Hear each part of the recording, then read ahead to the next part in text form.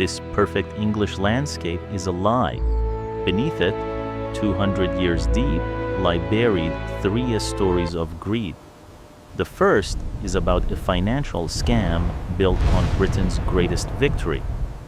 On June 18, 1815, while thousands of soldiers were dying at Waterloo, a banker in London deliberately lied about a defeat.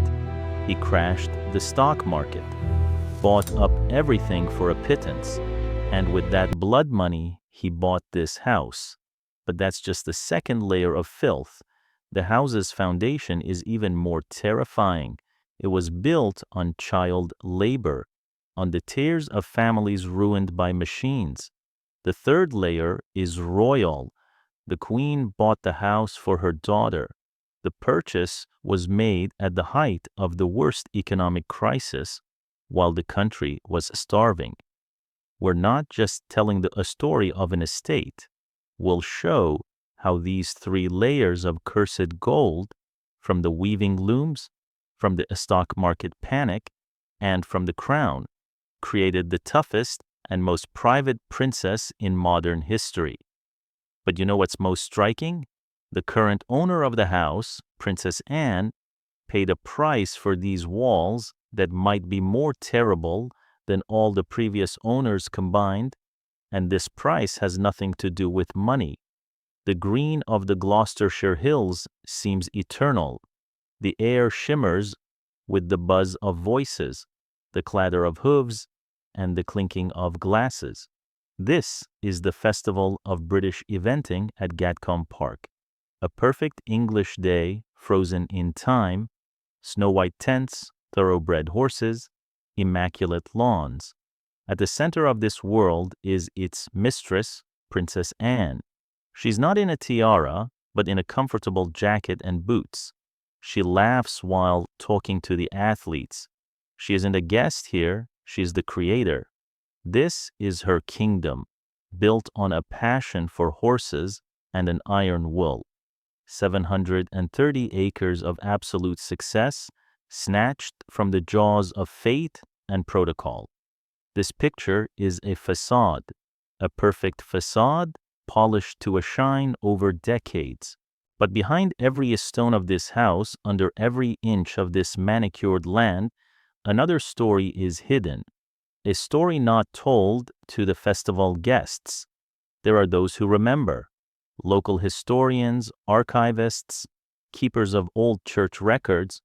One of them, looking at this celebration, once asked a question that sounded almost like a verdict. They are celebrating on land bought with money squeezed from child labor and the most cynical financial scam of the 19th century. Does anyone even know that? Suddenly, the princess's laughter seems too loud, the glint of the sun on the horses' manes too sharp. The idyllic landscape begins to peel away, revealing its dark foundation. This house, Gatcombe Park, was not born an aristocrat.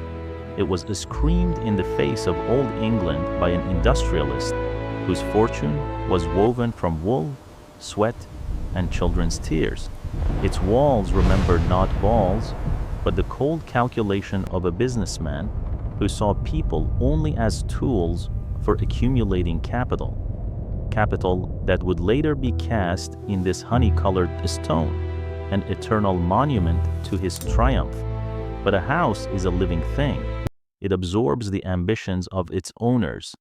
And when the industrialist was replaced by a financier, the walls were steeped in a new poison, the poison of a stock market panic, a brilliant lie, and the ruin of thousands.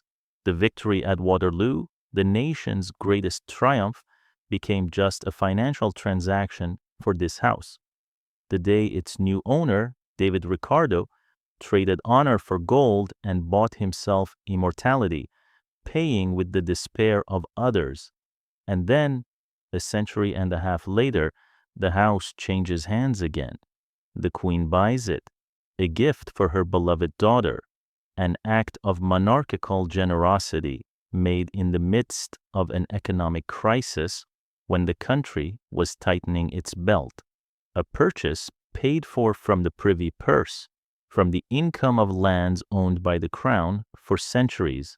And once again, the house becomes a symbol of power that stands above worldly problems.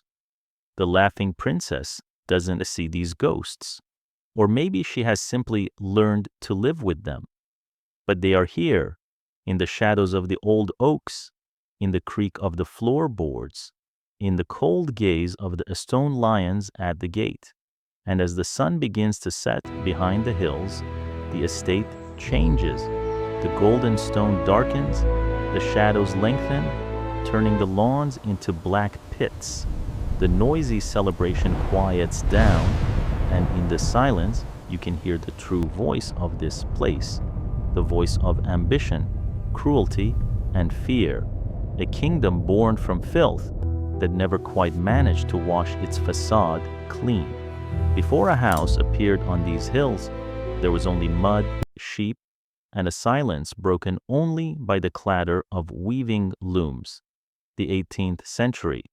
Gloucestershire doesn't yet know elegant estates. Its wealth is wool, Cotswold wool, as soft as morning mist and as valuable as gold. But the story of this wool is not woven from sunlight, but from the gloom of damp cottages and quiet desperation. At the center of this web sat a spider.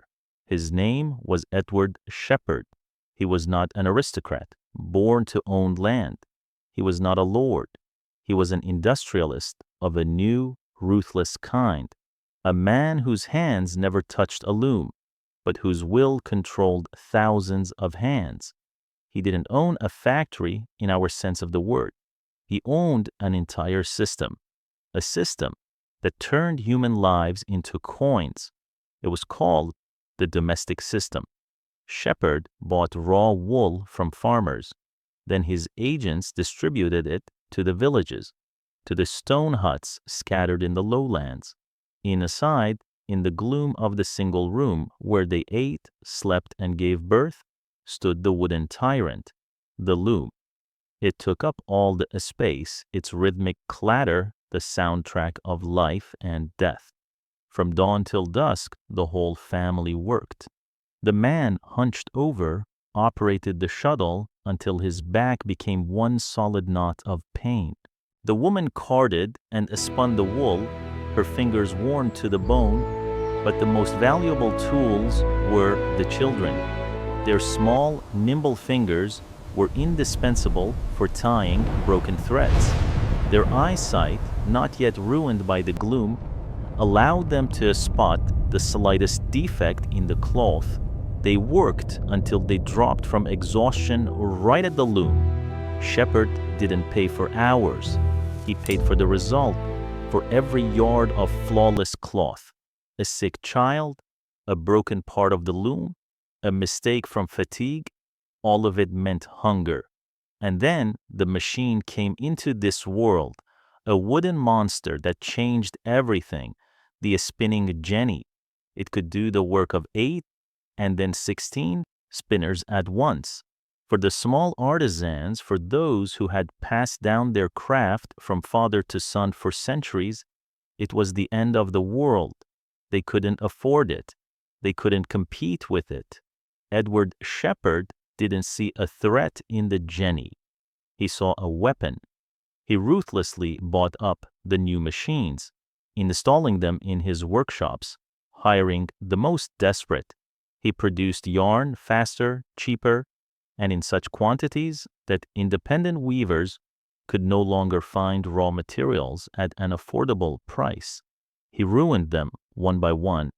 He bought their looms for a pittance and turned them into slaves of his system, completely dependent on his will.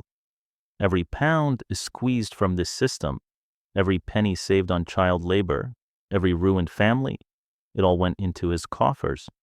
This wasn't just money, it was the concentrated energy of human suffering, melted down into pure gold. Gold that smelled of sheep's wool, coal smoke, and tears. The capital for the future estate had been accumulated. It was just waiting for an architect to clothe this silent cruelty in the elegant form of stone. Gold couldn't buy silence at the Lord's dinner tables. It couldn't wipe the polite contempt from their faces when Edward Shepherd entered the room. To them, he would always be a cloth merchant, an upstart whose capital smelled not of noble earth, but of sweat and machine oil. He could buy the finest carriage, the best horses, the most expensive clothes, but he couldn't buy himself a past. His name was not carved on the tombstones of the old church, and this invisible wall was more humiliating to him than any poverty. And so, one day, he stood on a bare hill. The land beneath his feet did not yet belong to him, but in his mind it was already conquered. He wasn't looking at the beauty of the valley or the curves of the river. He was looking at enemy territory. Over there, beyond the woods, is the estate of Sir John, whose family has owned this land since the time of the Tudors. And over there, further on, the lands of the Baron, whose great-grandfather received them as a gift from the king himself. Their houses weren't ostentatious. They simply were, ingrained in the landscape, confident in their right to exist. Next to him stood an architect, unrolling scrolls of blueprints. He proposed fashionable solutions, elegant porticos, playful ornaments, light pavilions. Shepherd listened in silence, then slowly turned his head, and his gaze was harder than the stone he was about to buy. He said, "Burn this." The architect froze. "Build me a house that will make them bow. I don't need a palace for balls. I need a fortress for my name. I don't want anything fancy like theirs. Their whims come from boredom and excess. My house must be different, as austere as a ledger and as eternal as a debt. It must not say, 'I am rich,' but 'I am the new power.'" The construction began. It was not a creative work, but a military campaign. Stone was torn from the earth with fury. Dozens of carts, creaking, hauled the honey-colored limestone from the quarries of Bath, the very stone their estates were built from. Now it would serve him. The scaffolding rose like the skeletons of prehistoric monsters, blotting out the sky. The sound of hammers was not the music of birth. It beat out the dry, monotonous rhythm of revenge. Every strike said, "You despised me. You closed your doors to me. Now watch as I build my own mountain right on your doorstep." When the scaffolding came down, the house stood revealed in all its cold power, perfectly symmetrical, relentlessly proper. It didn't smile at the sun. It reflected it with icy indifference. Its windows were eyes that didn't invite one to look inside, but watched over the valley, assessing and dominating. It was not a house. It was an ego cast in stone, a declaration of intent that was impossible to ignore. Every block of Bath stone was paid for with thousands of hours of other people's labor. Every perfect line of the facade was drawn by the hand of pure, unadulterated ambition. The house was ready, cold, proud, and empty. It waited to be filled with life or tragedy. To the house, it made no difference. The house changed hands. The era of brute force, accumulated at the weaving looms, was now a thing of the past. The walls of Gatcombe, saturated with the smell of wool and damp earth, would now have to absorb a new aroma, the crisp scent of banknotes, ink, and fear. The new owner was not a man of the earth. He was a man of numbers. His name was David Ricardo. London, the year 1815. The stock exchange is not just a building. It is the nervous system of an empire, where rumors carry more weight than gold and fortunes are decided by the twitch of an eyebrow. Tension hangs in the air as thick as a London fog. All of Europe holds its breath. Somewhere out there, on the fields of Belgium, near Waterloo, the Duke of Wellington is fighting a final, desperate battle against Napoleon. Everything depends on the outcome of this battle. Amidst the shouting brokers and investors pale with anxiety, David Ricardo was an island of icy calm. He wasn't trading, he was watching. He understood what others did not. At moments like these, the chief commodity is not government debt, but information, or rather, the lack of it. And that void can be filled with anything. It all began with a whisper carefully planted, like a seed of hemlock in fertile soil. It started in one corner of the hall, then flew to another. They say a messenger saw. I was informed by a reliable source. The Prussian army didn't make it in time. Ricardo did not speak himself. He created an echo, and the echo grew, turning into a roar. Wellington is defeated. The army is in retreat. Napoleon is marching on London. Panic is a chain reaction that knows no logic. It fell upon the exchange like a plague. Faces that, just an hour ago, were full of hope, turned gray with the certainty of their own ruin.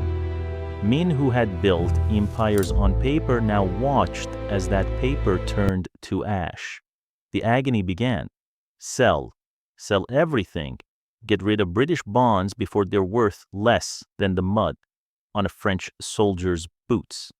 And in this chaos, in this whirlwind of despair, Ricardo's agents moved like shadows, calm, methodical, with indifferent faces. They didn't run, they bought. They were buying up the ruins of other men's fortunes. Every pound sold in panic, every bond discarded in fear. It all settled quietly into their portfolios. They weren't buying paper. They were buying other people's terror at the lowest possible price. And when the bottom was reached, when the hall was filled with the groans of the ruined, a new sound was heard from the street. Not the cry of a trader, not the creak of a carriage, the clatter of a single horse's hooves, striking the cobblestones with desperate speed. The doors burst open. A messenger stormed into the hall, covered in mud, with eyes wild from exhaustion. He was waving a dispatch. Victory! Wellington has won. Napoleon is crushed. The exchange exploded. But this was a different kind of explosion. A roar of elation, cries of relief, tears of joy. The prices of British securities shot upwards, smashing through the ceiling. Those who had held on became rich men. Those who had sold stood frozen like pillars of salt, realizing the depth of their fall. David Ricardo, meanwhile, was sitting in his office far from the noise. He did not celebrate. He did not smile. With icy composure, he was calculating his profits. A master craftsman does not rejoice when a perfectly tuned mechanism performs exactly as designed. That day, he became one of the richest men in England. He had just bought himself a seat in Parliament and a house in Gloucestershire, Gatcombe Park. The stone foundation, laid on the sweat of weavers, now received a new layer built on the tears of investors.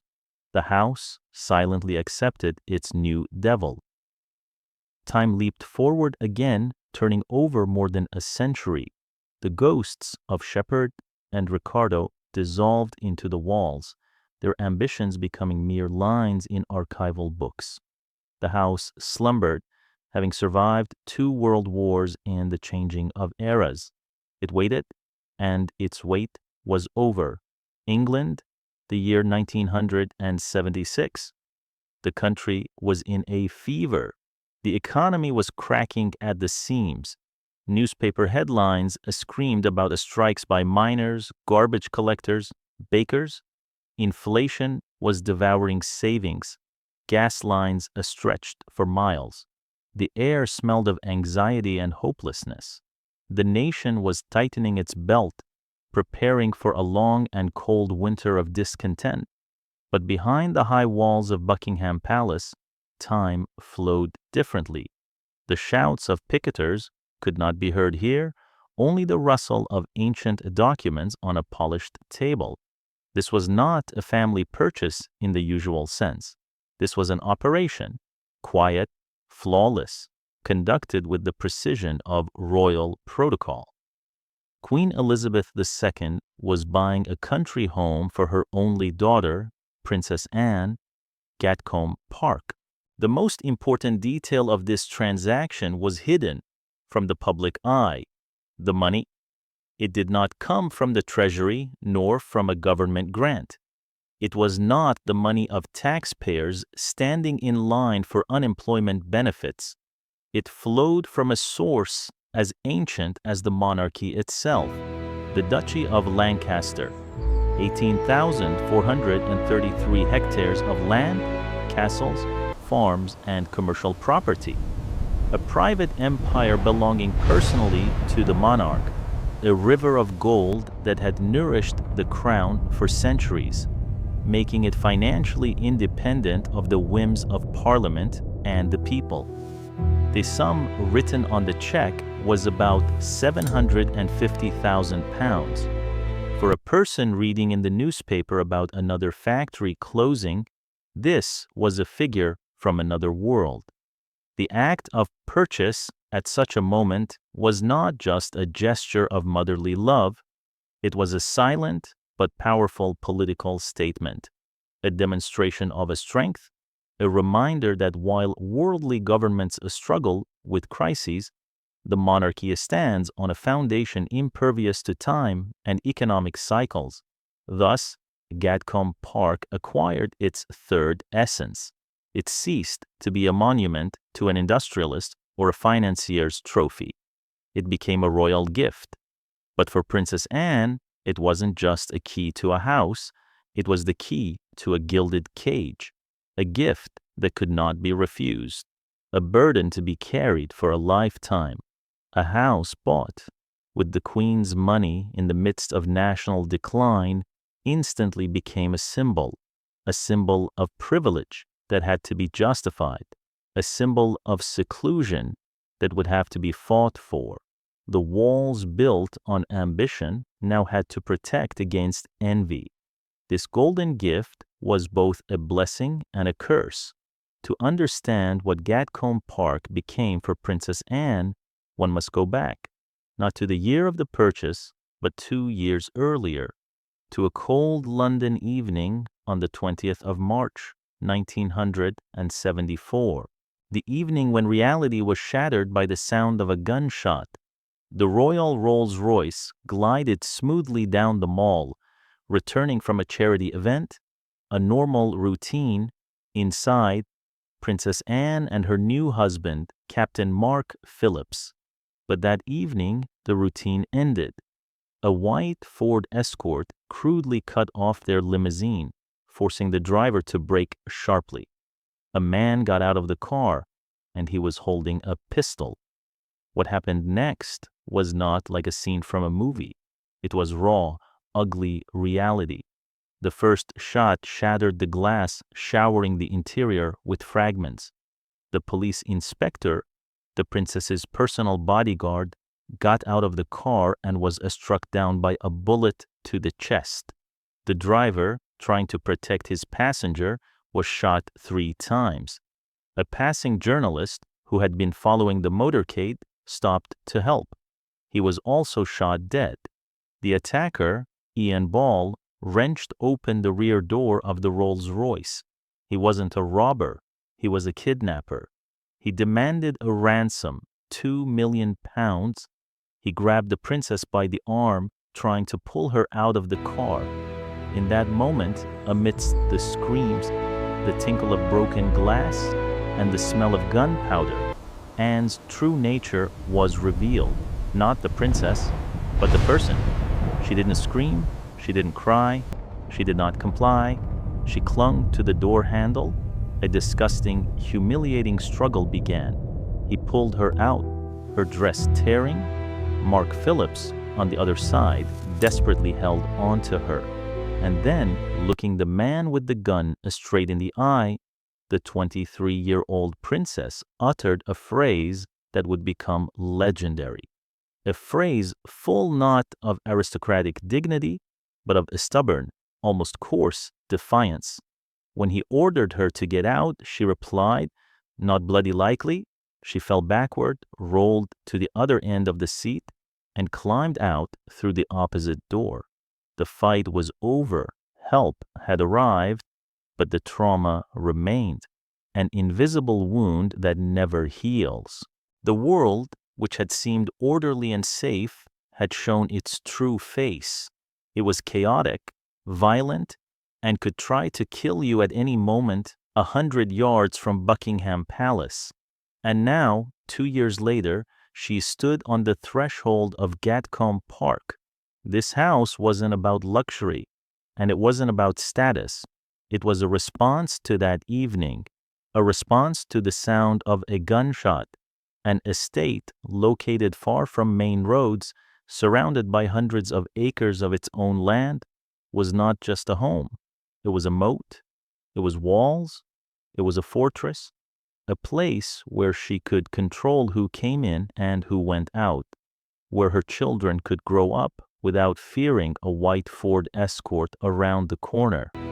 Gatcombe Park was not a gift. It was a necessity. It was a bastion built not of a stone and ambition, but of cold, sticky fear, and of a resolve hard as steel to never be a victim again. The first years at Gatcombe seemed like a dream come true. Not a royal fairy tale, but the dream of a simple English country landowner. The facade of the idol was flawless. Here they were, Anne and Mark, a young, beautiful couple united by a single passion: horses. They didn't sit in drawing rooms furnished with antiques. Their life was spent outside, on the land, under the open sky. In the early morning, when the fog still clung to the lowlands, they were already in the saddle. Two figures galloping across their estate, their laughter echoing over the fields. They didn't just live in the manor, they molded it to their will. The hillsides, the ravines, the streams, all became elements of their grand design. Together they designed a course for eventing, the most challenging, the most thrilling in Britain. Every fence, every water jump was a subject of debate and joint decisions. It was their shared project, their shared kingdom. The birth of their children, Peter and then Zara, completed the picture. The house, once cold and silent, was filled with children's laughter. The ancient park became a giant playground. It seemed the curse of the old walls, which remembered cruelty and calculation, was finally broken. Gatcombe Park had become a home of family happiness, a bastion of normal life in the abnormal circumstances of royal protocol, but it was an idol built on the top of a volcano. Beneath the surface of this perfect world, pressure was slowly building, cracks were growing. Mark Phillips, an Olympic champion, a self-made man, was a nobody here within these walls.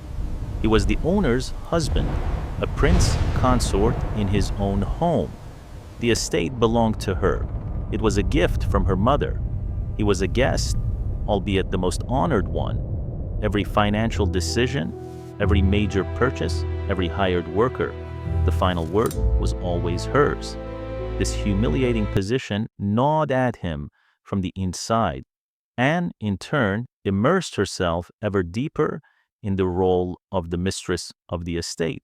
For her, managing Gatcombe was not just a hobby.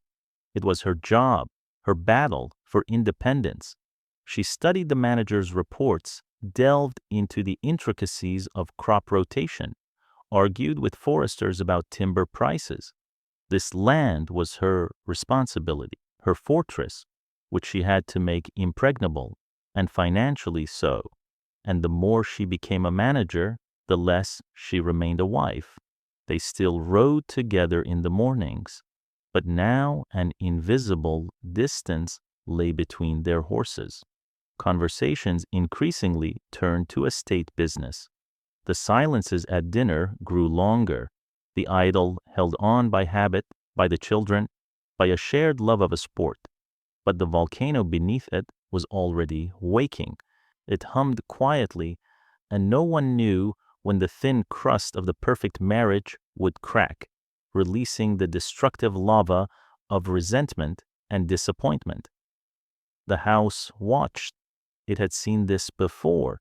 It knew that passion always cools, but the stones remain. In 1985, the volcano began to smoke. The eruption didn't start with a loud explosion, but with the subtle rustle of paper. A letter arrived at Gatcombe Park, an ordinary envelope with a stamp from New Zealand, a distant, almost mythical country on the other side of the world. But inside was a slow-acting poison. The letter was from a woman named Heather Tonkin, an art teacher. She claimed she had given birth to a daughter, and the father of this girl was Captain Mark Phillips. At first, it was just a rumor, an unpleasant but distant whisper from across the ocean. In a world where every step of the royal family is examined under a microscope, such accusations were not uncommon. They were met with icy silence and official denial.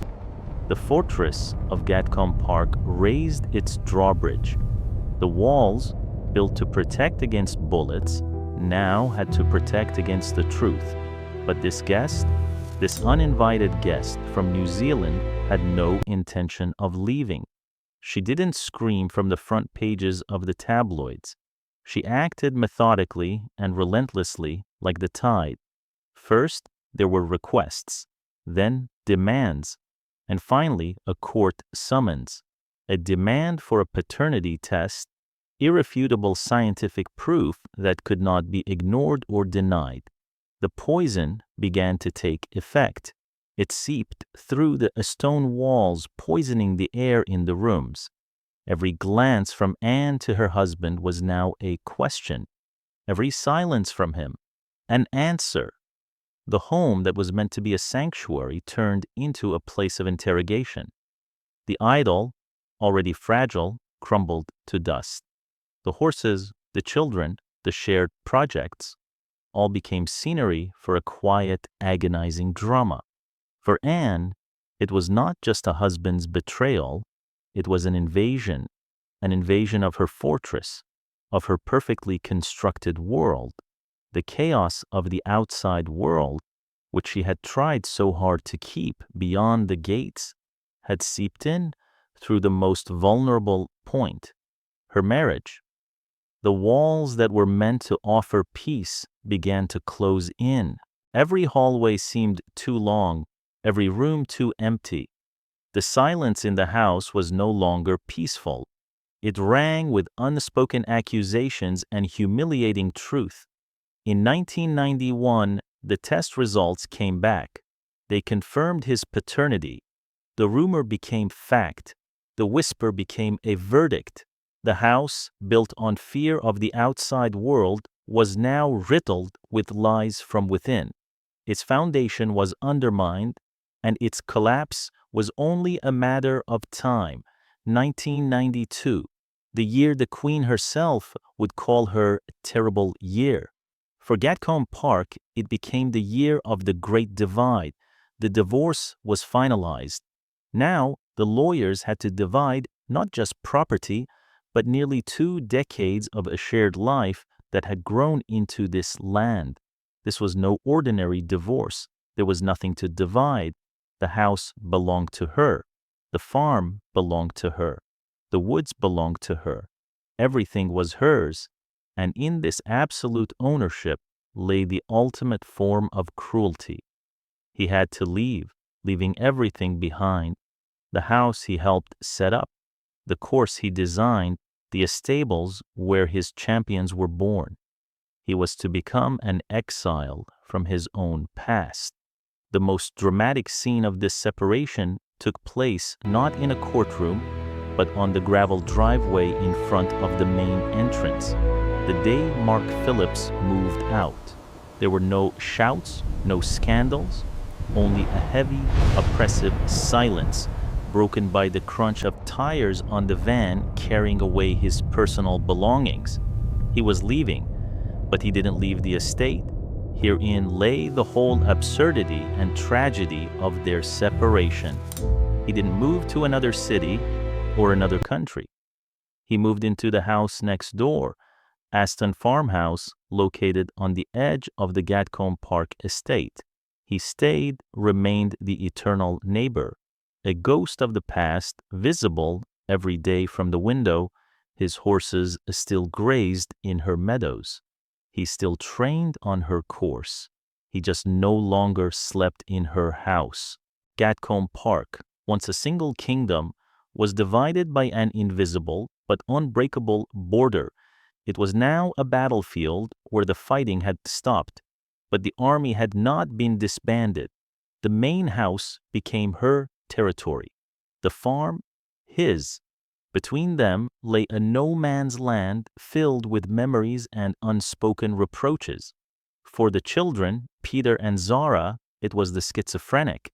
Here was Mom's house, and there, a 5-minute walk across a field, was Dad's house. Two different worlds existing in the same space. They could have lunch with their mother and then go saddle horses with their father. Their lives now ran along this invisible line, separating not just two houses, but two shattered hopes. The fortress had held, but its heart was broken. The house became cold again. It no longer protected the family. It became a stone monument to its collapse. And now, left alone in it, Princess Anne had to wage a solitary war for its survival. A war not against the outside world or inner demons, but against the cold, relentless arithmetic of its upkeep. Loneliness in a huge house isn't silence. It's a hum.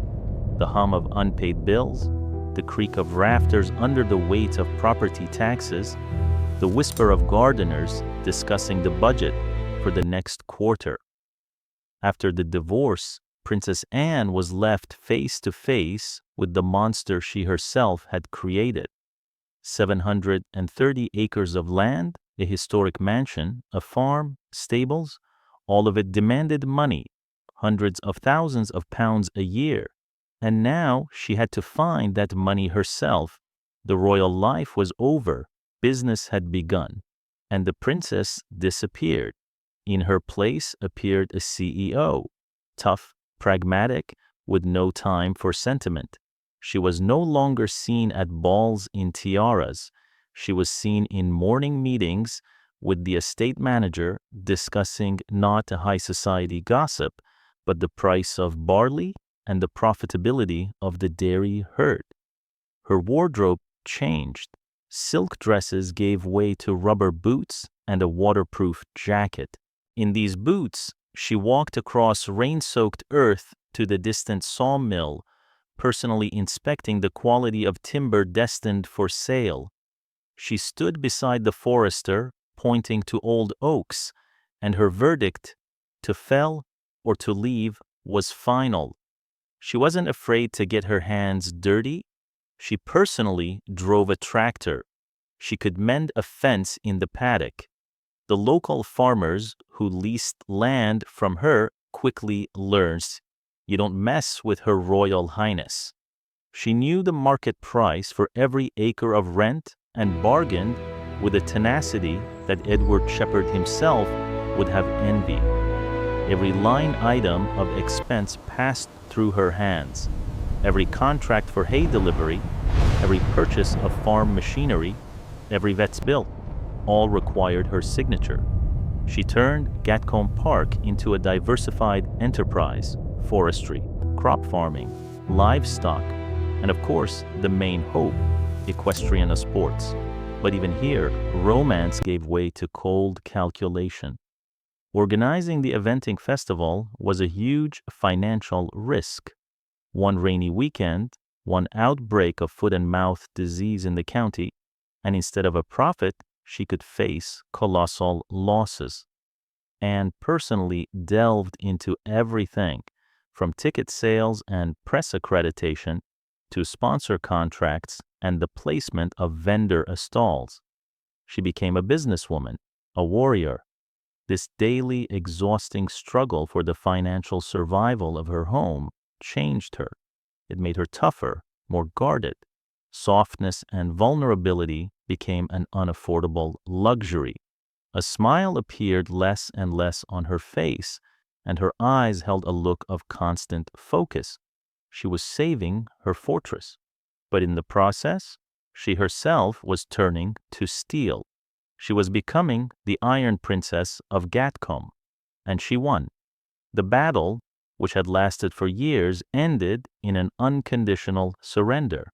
The iron will of the princess proved stronger than a stone and more durable than any financial crisis. Gatcombe Park didn't just survive, it flourished. The Festival of British Eventing, her risky brainchild, turned into a gold mine.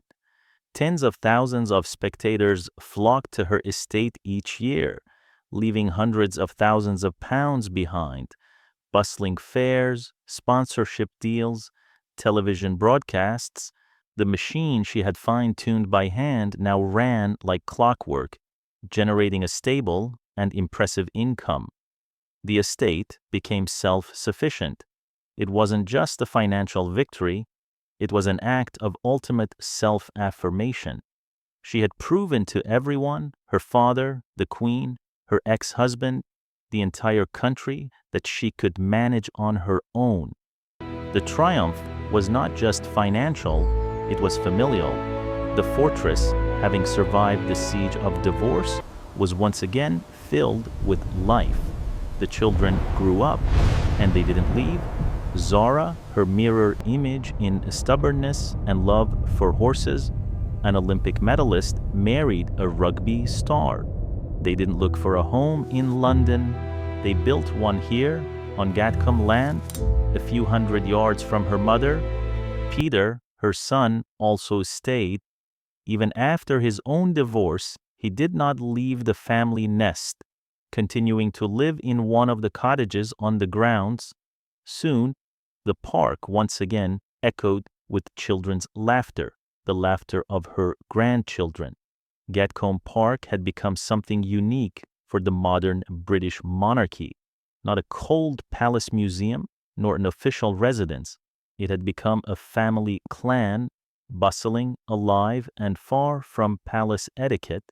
Here you could see a world champion rugby player grilling barbecue on the lawn, and an Olympic champion strolling with a baby carriage in rubber boots. There were no footmen in livery here, but there were dogs, horses, and endless family dinners where they discussed not affairs of state, but upcoming competitions and the grandchildren's school grades. This was the culmination of her triumph, the high point of her life. She didn't just save the house from ruin, she rewrote its history. She transformed it from a symbol of ambition and fear into a stronghold for her own dynasty. A dynasty of Windsors, but not the kind that lives behind palace walls, but the kind that lives on the land. She didn't just build a house, she built a world. Her own world living by her rules. The victor's feast was in full swing, and it seemed it would never end. Victory has its price, and often that price is loneliness. Behind the facade of a bustling family clan, behind the roar of the festival, behind the financial reports showing a profit, another reality was hidden. The reality of quiet evenings in a vast house. When the last guest had left, when the grandchildren's laughter had faded in the neighboring cottages, Gatcombe Park became silent once more. Princess Anne, the creator of this world, was left alone in it. She was the absolute queen of her kingdom, but every kingdom is, ultimately, an isolation. She would sit in her living room, the very one made famous by photographs, not a palace, but a room cluttered with books, magazines, and family photos, a cozy, almost ordinary mess. But this coziness was deceptive. It was a set she had built for herself and for the world. Behind it lay an emptiness. The house she had defended so desperately, which she had saved and turned into a successful enterprise, had become her voluntary prison. A prison of honey-colored stone and perfect lawns. She herself wrote the charter for this prison. Everyone lived by her rules. Her children, her grandchildren, her staff. Her will was law. But absolute power is absolute loneliness. There was no one to consult, no one to complain to, no possibility of showing weakness. Sometimes, at dusk, she would go for a walk, alone, accompanied only by her dogs. She would walk the grounds she knew better than the lines on her own palm. Here is the oak tree where her children played in their youth. Here is the bend in the river where she taught them to fish. Here is the jump on the course that was the cause of hundreds of arguments with her ex-husband. Every corner of this park was steeped in memories, but memories are cold companions. She had built the perfect fortress, but fortresses don't just protect from enemies, they also protect from friends, from spontaneity, from unexpected joy, from the chaos of a real, unmanageable life. Everything in her world was under control, and in that control lay her strength and her tragedy. She had won. She had created a dynasty. She had achieved everything she wanted. But watching her, walking in the thickening dusk along the paths of her immaculate park, it was impossible not to ask the main question: was she truly happy? The answer drowned in the silence of the immense house. It knew that the greatest victories often turn into the most bitter defeats. The victor's feast could not last forever. One day, in a quiet study paneled with dark wood, the music abruptly stopped. It wasn't a battle or a family drama. It was a meeting with lawyers, dry, businesslike, focused on the future. On the inheritance, at the table sat Anne and her children, Zara and Peter. They had grown up in this house. For them, Gatcombe Park was not a fortress or a business project. It was simply home, the place where they took their first steps, where they learned to ride, where their own children were now growing up. They looked at their mother, expecting to hear the usual instructions on managing the estate. But the lawyer spoke of something else. He spoke of the law, of the cold, faceless law of inheritance tax. His words fell into the silence of the study like drops of poison. Gatcombe Park is private property. It does not belong to the crown, which means that after Princess Anne's death, her heirs will have to pay a tax to the state, 40% of the value of everything exceeding the tax-free threshold. The figures hung in the air. The lawyer didn't state them directly, but everyone in the room could imagine them. The estimated value of the estate was in the tens of millions of pounds, which meant the tax wasn't in the thousands, it was in the millions. Millions of pounds that would need to be found and paid in cash within a few months of her death. On Zara and Peter's faces, realization slowly dawned. It replaced bewilderment, then shock, and then a quiet horror. They are not a prince and princess with estate allowance. They are an equestrian and a business consultant, successful, well off by the standards of ordinary people. But they don't have millions lying free in a bank. They don't have a duchy of Lancaster from which to draw gold. They have nothing but this house, and to keep this house, they would have to find a sum comparable to a king's ransom. In that moment, all of Anne's triumph her entire life spent saving this place suddenly turned into its opposite.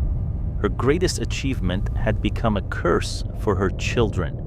She wasn't just leaving them a beloved home, she was leaving them an unbearable debt, a financial time bomb planted in the very heart of their future. She looked at the bewildered faces of her children and saw in their eyes what she feared most. She saw the beginning of the end. She had saved the house from the past, but she could not save it from the future. And now her children would have to fight a new battle for Gatcombe, a battle in which she could no longer help them. From that day on, the house began to die, not physically. The stone was still as strong, the lawns as immaculate.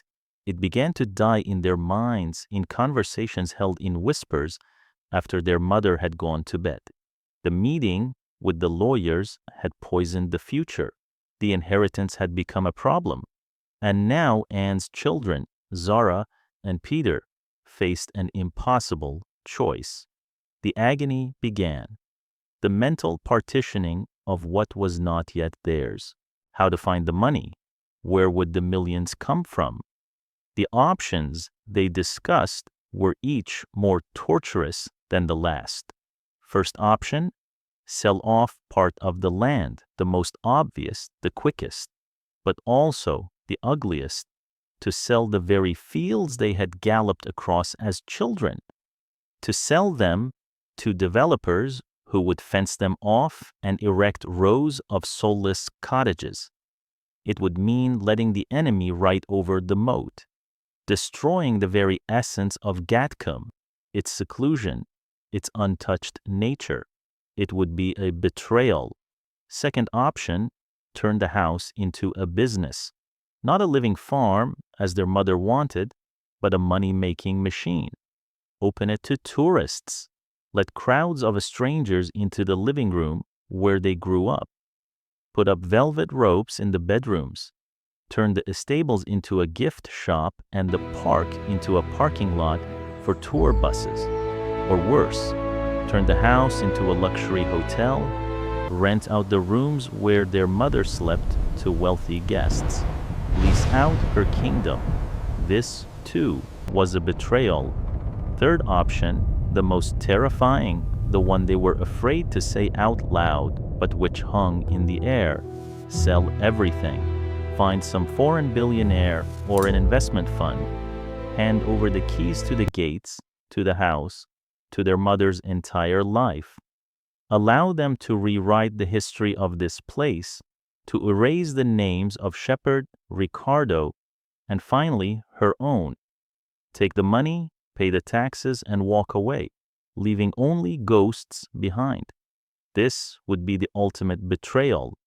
Each of these options was a knife in the back of her life's work.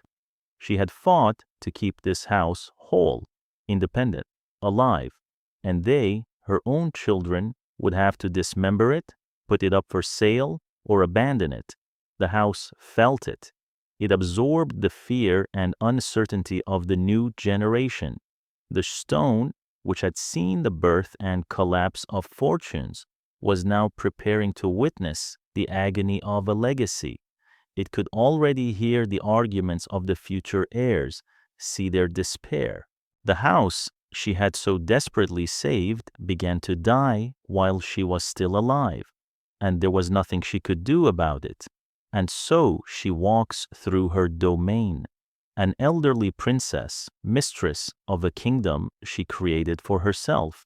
She walks alone, slowly, leaning on a cane, which she now needs not for walks in the fields, but for balance.